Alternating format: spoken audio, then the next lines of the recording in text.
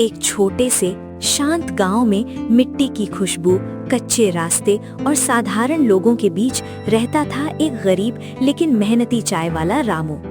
रामू के पास न बड़ा घर था न पैसा, बस एक छोटी सी दुकान और दिल में ईमानदारी। दिन भर चूल्हे की आंच में तपता और शाम को उम्मीद लेकर घर लौटता।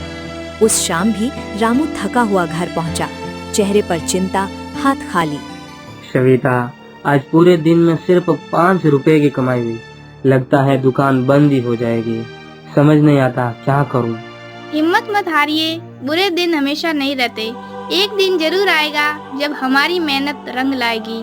बस उस दिन के लिए भगवान से प्रार्थना करो। बेटा रामू, मेहनत करने वाले को भगवान उसका फल जरूर देता है। तू निराश मत हो, बस अपना काम ईमानदारी से करता रहे। हाँ पिताजी, दादी ठीक कह रही है, आप निराश मत होइए। पिताजी, मैं एक सुझाव दूं, अगर चाय नहीं बिक रही हो तो आप दुकान पर लिख दो, यहाँ चाय के साथ मुफ्त हंसी मिलती है। क्या पता लोग मुस्कान लेने ही आ जाए। मोनू की बात सुनकर सभी के चेहरे पर हल्की मुस्कान आती है, लेकिन रामू की आंखों में अब भी चिंता थी।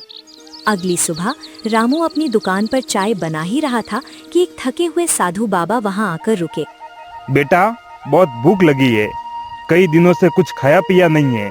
थोड़ा कुछ खाने पीने को मिल जाता तो बड़ी मेहरबानी होती।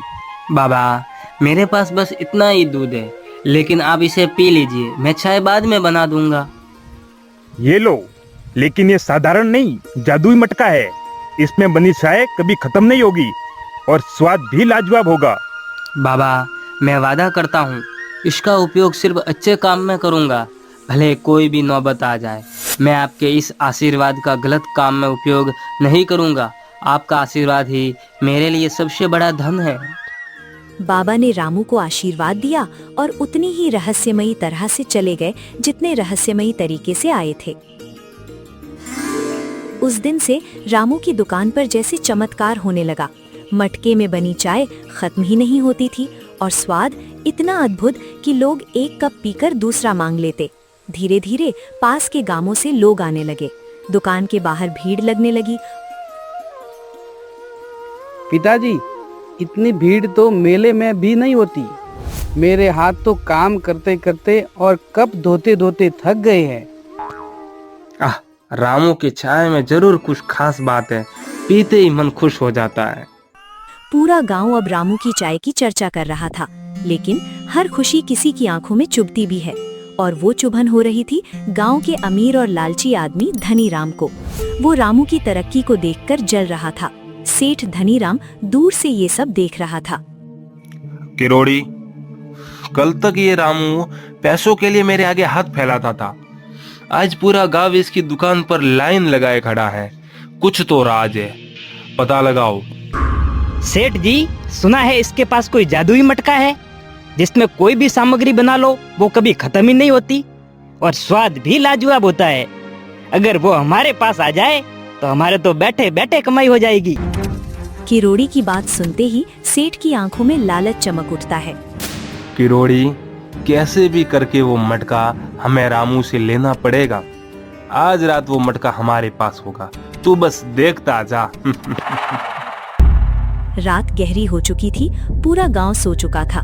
किरोड़ी व सेठ धनीराम धीरे धीरे रामू की दुकान की तरफ बढ़े, हाथ में मशाल, आंखों में लालच। आज मटका भी मेरा और रामू की किस्मत भी खत्म। आग लगेगी और सब खत्म। वो दुकान में घुसने ही वाले थे कि पीछे से कड़क आवाज आई। अरे कौन है वहाँ? किरोड़ी व धनीराम, तुम आधी रात को मशाल लेकर यहाँ क्या कर रहे हो? कुछ चोरी वगैरह करने आए हो क्या? वो मैं तो बस रास्ता भटक गया था। और मशाल, ये तो अंधेरे से बचने के लिए है मुखिया जी। किरोड़ी, मुझे पागल मत बना। तुम्हारे हाथों में रखा ये रामू की दुकान का मटका बता रहा है कि तुम दोनों किस इरादे से यहाँ आए हो, और मैंने तुम्हें रंगे हाथ रामू की दुकान में घुसते देखा है। सुना तो गांव में मैंने भी है कि तुम रामू की तरक्की से बहुत जल रहे हो, लेकिन तुम दोनों ऐसी नीच हरकत करोगे मैंने सोचा नहीं था। सुबह पंचायत लगेगी और तुम दोनों को इसकी सजा जरूर मिलेगी। उसी रात रामू गहरी नींद में था। तभी अचानक उसे एक अजीब सपना आया। रामू, सावधान रहना, तुम्हारे अच्छाई की परीक्षा अभी खत्म नहीं हुई है। आज रात तुम्हारे विश्वास पर धैर्य की परीक्षा है। ये सपना है या चेतावनी? अरे क्या हुआ? लगता है आज रात कुछ गलत होने वाला है। रामू की आंखों से नींद गायब हो गई। पूरी रात वो सो नहीं पाया। सुबह रामू जल्दी दुकान पहुंचा, लेकिन अंदर जाकर उसके पैरों तले जमीन खिसक गई। मटका अपनी जगह पर नहीं था। उसकी आवाज कांप गई।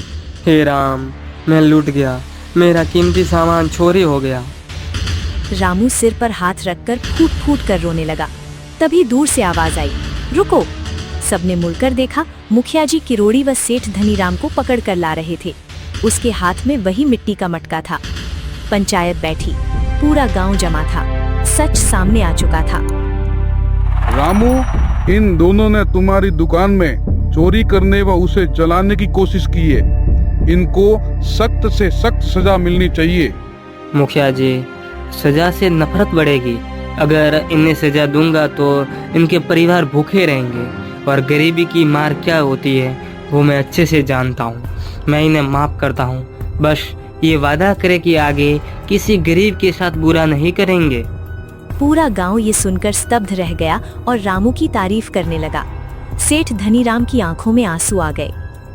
रामू, आज समझ आया, असली जादू मटके में नहीं तुम्हारे दिल में है। भगवान करे तुम खूब तरक्की करो। पिताजी, अब तो हमारी चाय का नाम रख देते हैं, दिल वाली चाय। एक कप पियो और अच्छे इंसान बन जाओ।